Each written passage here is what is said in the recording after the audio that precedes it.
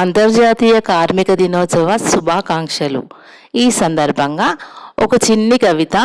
కైతికాల ప్రక్రియలో శ్రమశక్తి విలువ కొరకు కార్మికులు ఐక్యతతో ఆయువును లెక్క చేయక అందుకున్న విజయంతో అందరికీ ఆదర్శమాయను, మానవాళికి అంకితమయ్యను.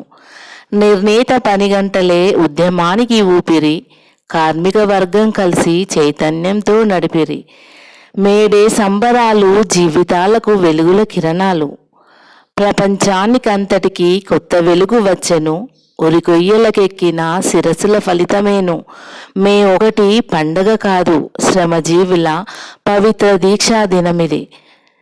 పోరాటాలు, నిరసనలు, ప్రదర్శనలు జరుపగా రేయింబవళ్ళ కష్టం సాధించెను ఐక్యంగా.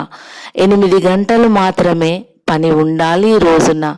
ఐటీ రంగంలో చూడ నేటికి నీ శ్రమ దోపిడి, ఎన్నడు మారునో కదా మేధకు నిలువు దోపిడి. అయ్యయ్యో అవకాశవాదుల ఆగడాలెన్నటికీ ఆగవాయే, శ్రామికులకు హక్కుగా త్యాగఫలం వచ్చెనుగా. దేశాలెన్నో నడిచెను అదే బాట తమ మాటగా. మానవాళికిది సంతోషం, శ్రమజీవులకెంతో ఆనందం. ధన్యవాదములు.